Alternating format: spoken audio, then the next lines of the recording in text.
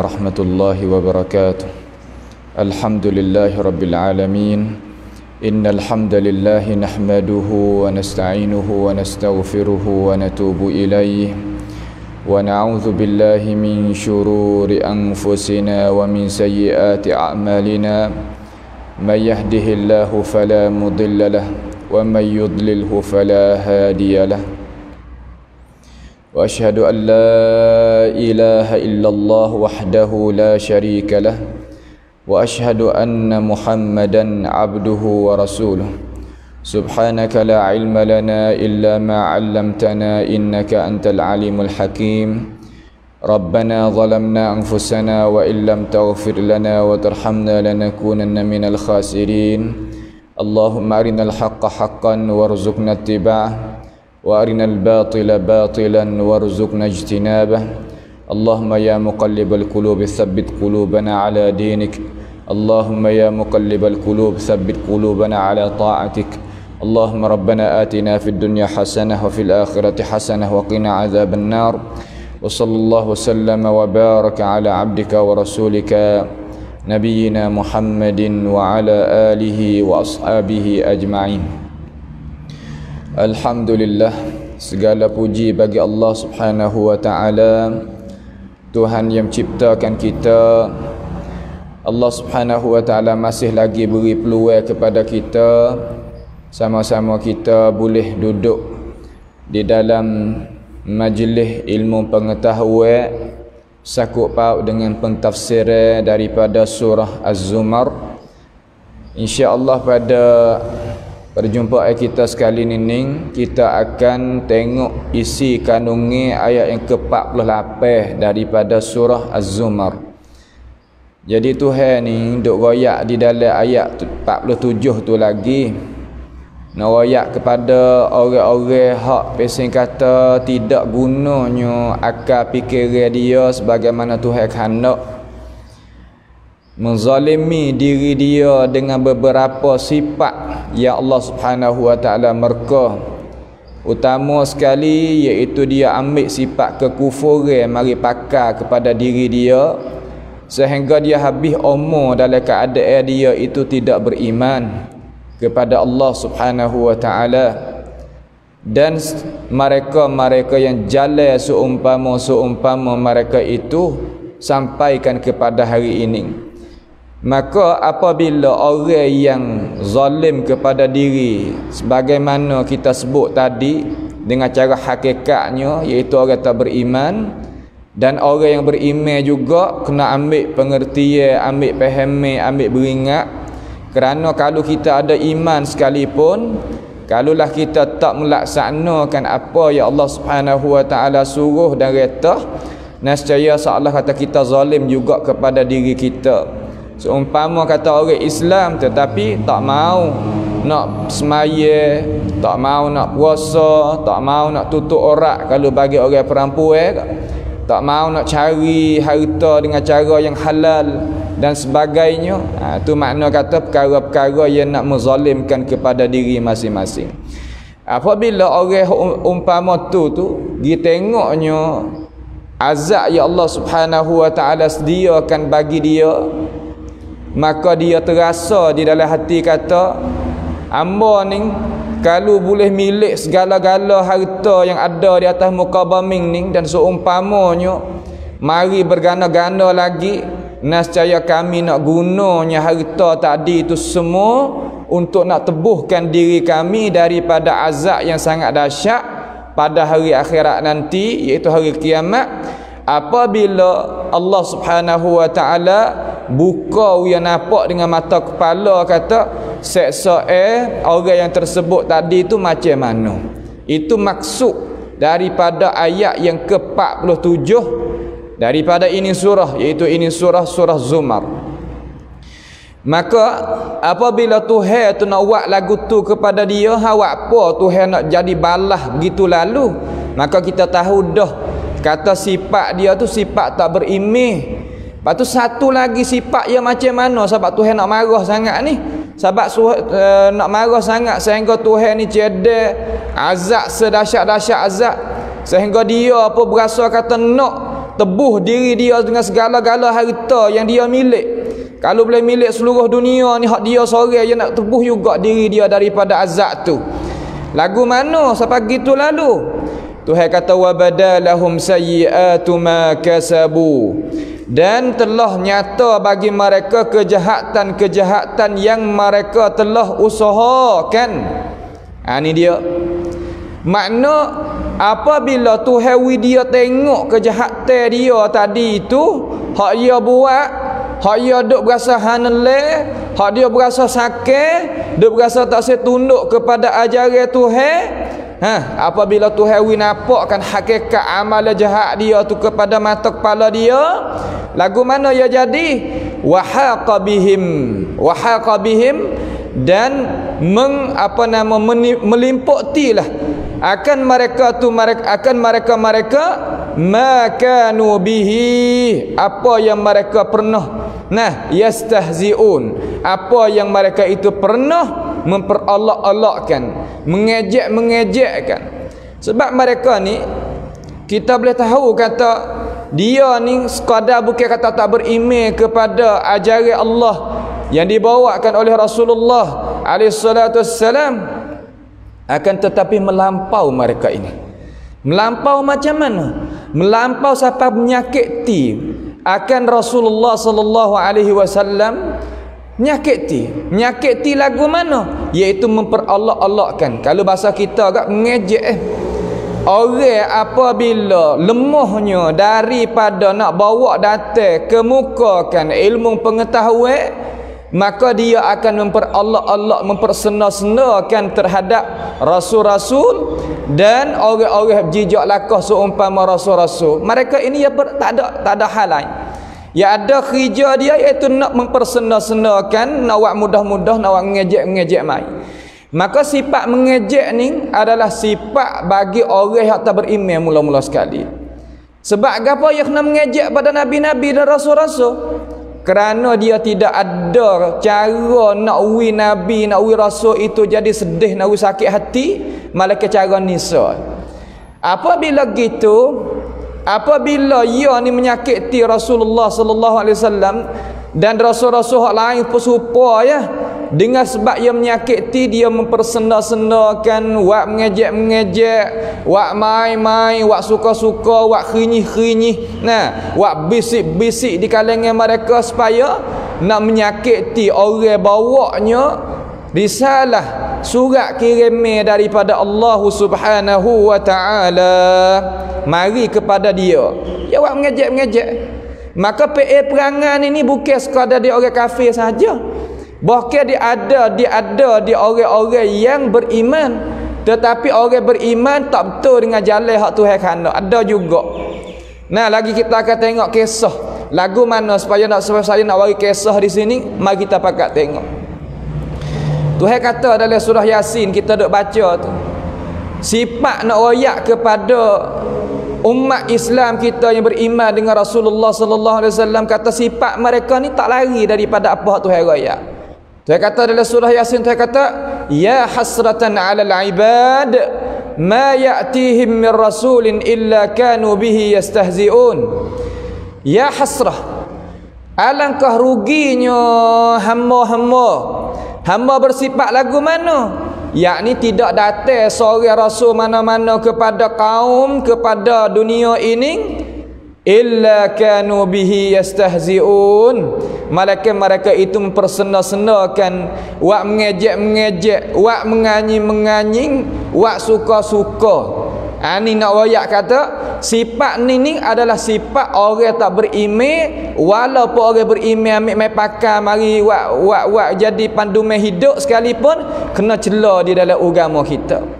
Kalaulah orang kita ni bersikap lagu ni, macam manakah berasa orang sebagai Rasulullah sallallahu alaihi wasallam, bagai rasul-rasul dulu-dulu menyedihkan, tetapi dengan sebab mereka itu sabar, mereka itu tegak juga pendirian mereka, jujur mereka nak bawanya agama Allah Subhanahu wa taala terus mari kepada ini Allah, nak pegang jawatan hak Nabi kita tinggal daripada urusan Rasul alaihi salatu wassalam. Tuhan royak kata sifat dia ni ayat yang ke-47 tu, ayat yang ke 110 dan 111 daripada suratul Mukminun. Tuhan tafsir ayat yang ke-48 ni. Tuhan tafsir katakan fattakhadtumuhum sikhriyan hatta ansaukum dzikri wa kuntum minhum tadhakun. Fattakhadtumuhum, kamu itu mengambilkan para rasul tadi itu wak tepat hak gapo nama? Wak tepat sikhriyan. Kalimah sikhriyan makna kata wak ejek, wak mengajuk, wak suka-suka, wak sena-sena dan memperolok-olokkan. Bahasa petani panggil menganying. Itu mana sikhriyan.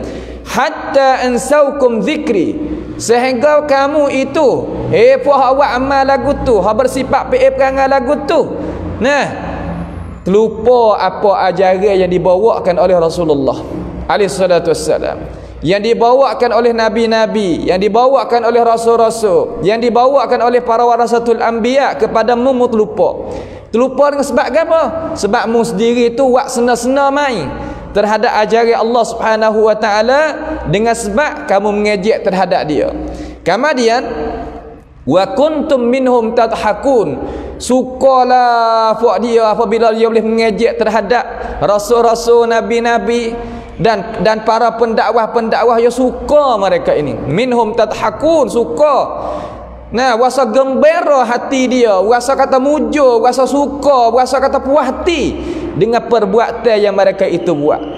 Tetapi apabila siapa wa badalahum sayyi'atu ma kasabu wa haqa bihim ma kanu bihi yastahzi'un, lagu mana tu ayat dalam surah Mukminun? Dia kata inni jazaituhumul yauma bima sabaru annahum humul faizun.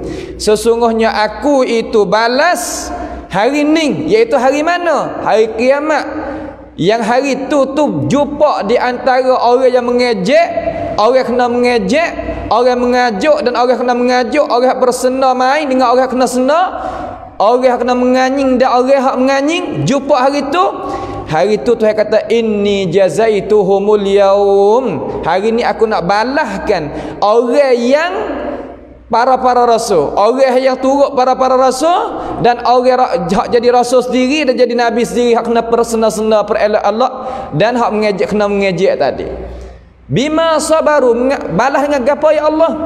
Dengan apa yang mereka itu sabar.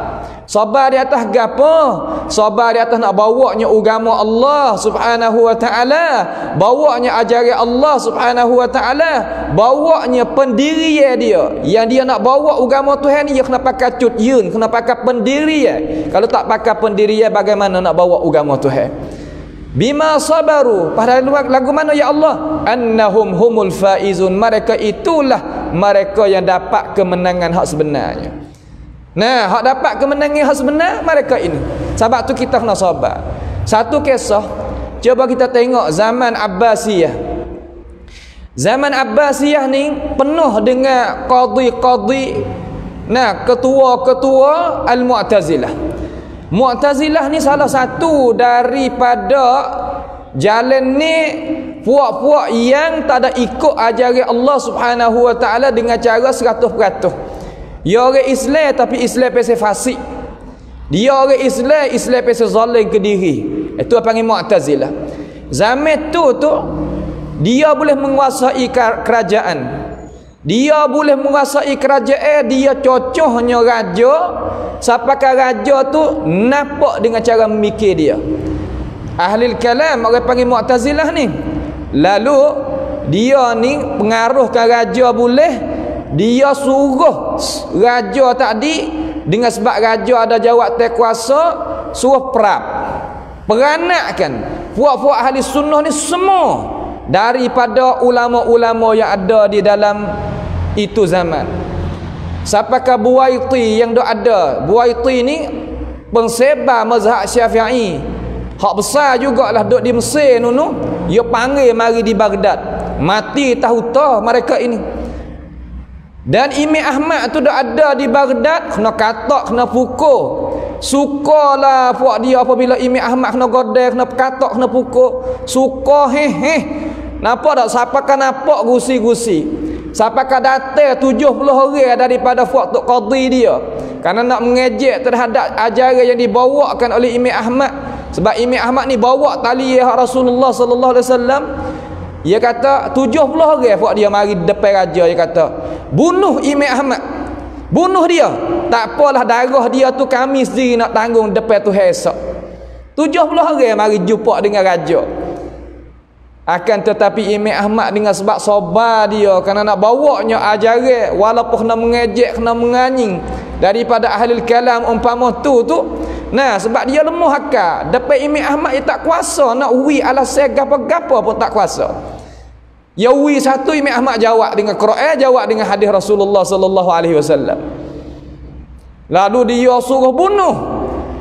Suka buat dia, tetapi dengan sebab Allah Subhanahu wa taala menyelamatkan 70 orang ni suruh bunuh Imam Ahmad. Soal kata, hari ni dia kenal 70 orang tu.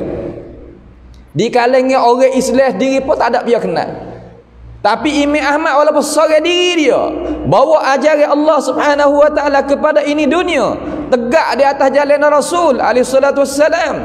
Dia mau kenal siapakah hari ni. Masnak Imam Ahmad tak ada biar tak kenal di kalangan alim ulama dan pelajar-pelajar agama.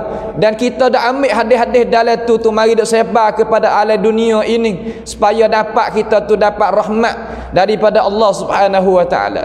Tu maksud kata wa amma adh-dhabadu fayadhhabu jufaa wa amma ma yanfa'un nas fayamkuthu fil ardi kadzalika yadribullahu al-amthal.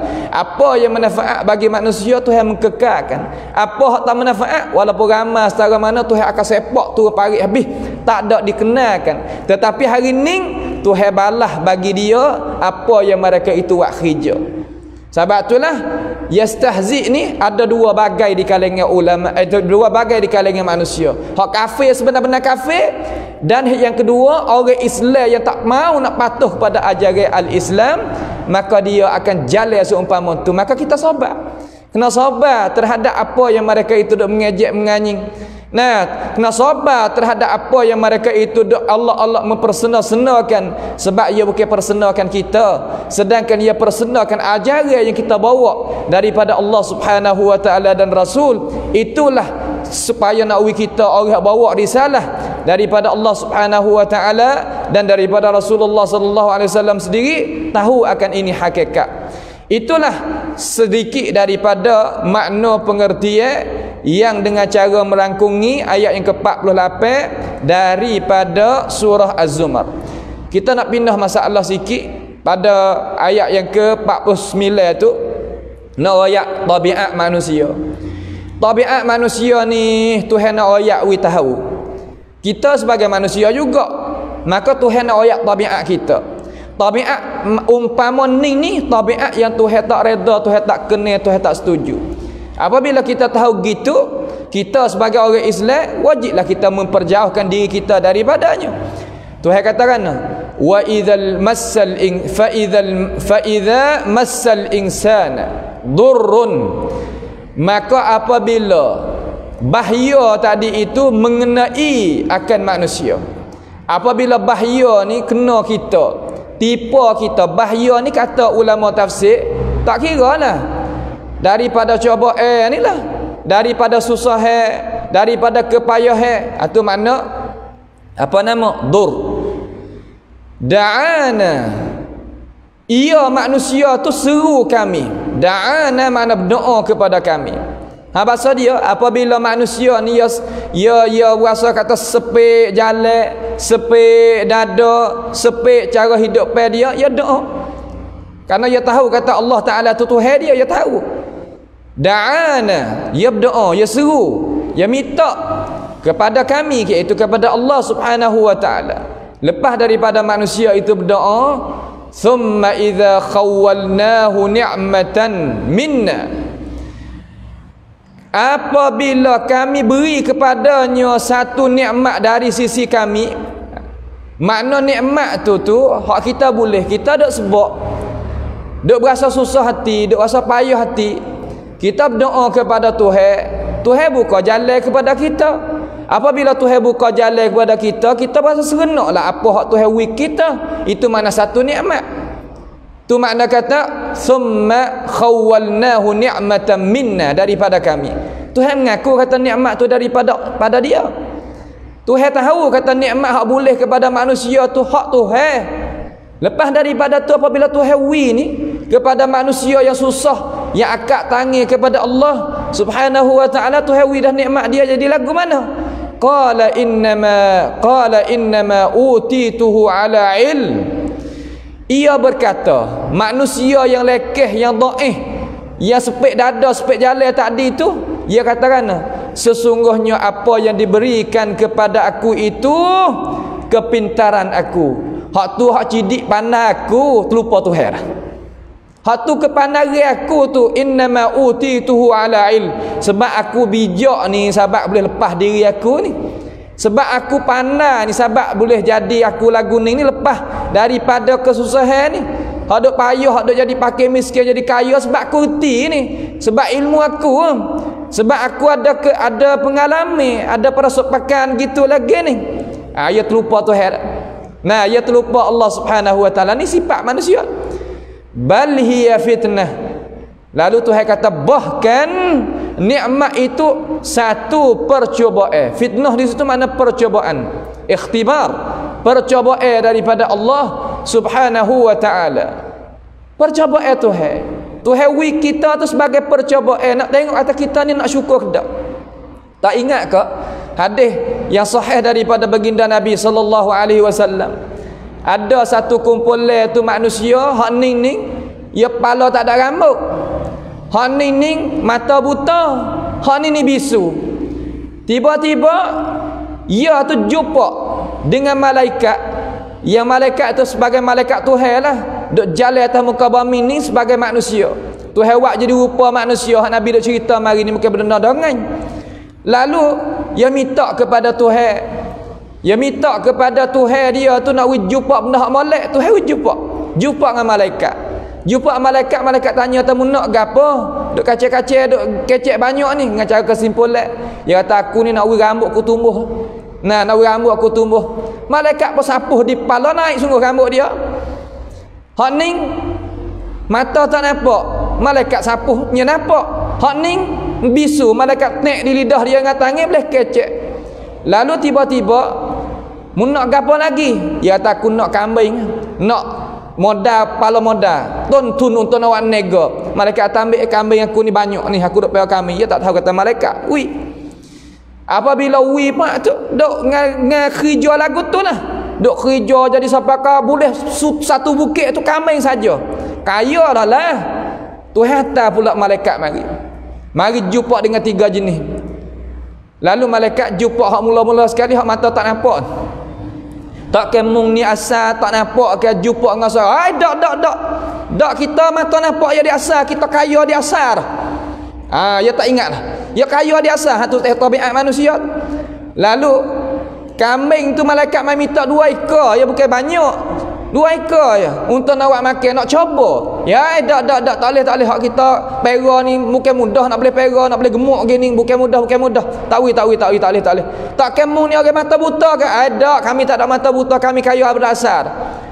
Lalu malaikat paling belakang, malaikat tinggal satu doa dia, tak sampai seminggu habis licin harta benda. Klik pada hak asal. Juga orang hak bisu tu, gi jumpa yang ketiga, hak kepala tak ada rambut. Mai royak kata gini, sungguh aku dulu orang pakai miskin, sungguh aku dulu ni orang hak susah, sungguh mun nak tara mana kami hak mun nak makan ambil tak ada gapo. Malaikat berdoa kepada dia, kau tambah kaya, kau tambah lebih. Nak yang kedua, 3 ni 2 hak tak ingat budi. Mana sikit orang ingat budi bahasa, iaitu ingat nikmat hak Tuhan bagi kepada dia.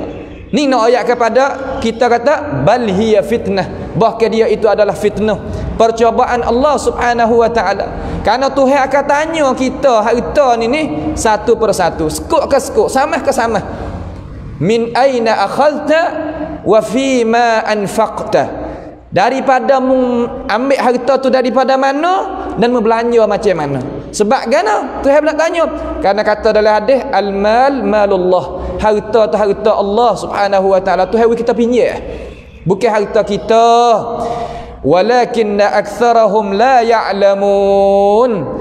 Akan tetapi kebanyakan manusia itu tidak mengetahui. Tidak mengetahui apa?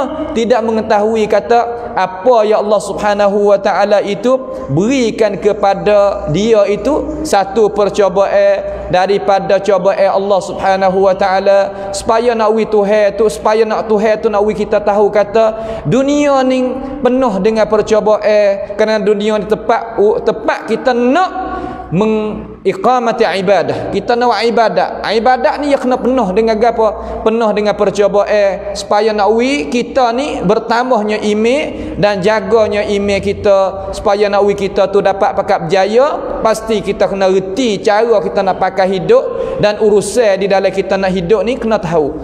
Sebab itulah kita apabila kita dengar dah ajaran Allah Subhanahu wa taala, boleh dua karakter ayat hari ni, supaya kita nak masuk yang ke-50 tu ia sakut paut dengan maudhu' yang lain. InsyaAllah kita takhir pada perjumpaan kita besok harilah insyaAllah ta'ala. Maka hari ini sekadar sahaja, mudah-mudahan kita dapat dirahmati oleh Allah Subhanahu wa ta'ala dengan apa yang kita ambil pengertian isi kandungnya daripada ayat Al-Quranul Karim. As'alullah Subhanahu wa ta'ala bimannihi wa karamih ayaj'alana wa iyyakum mimma yastami'una al-qawla fayattabi'una ahsanah. Allahumma ihfazna min kaidil kaidin wa min hasadin hasidin wa min sihris sahidin ya rabbal alamin. Allahumma irfa' 'anna al-bala' wal waba' wal corona ya rabbal alamin. Allahumma arhamna fa innaka bina rahim wa la tu'adzibna wa anta 'alaina qadir. Allahumma ishfi mardana wa mardal muslimin. Allahumma arham mautana wa mautal muslimin. Allahumma rabbana atina fid dunya hasanah wa fil akhirati hasanah wa qina adzaban nar. Wa sallallahu wasallama wa baraka ala 'abdika wa rasulika sayyidina wa nabiyyina Muhammad wa ala alihi wa sahbihi wasallam. Wassalamu alaikum warahmatullahi wabarakatuh.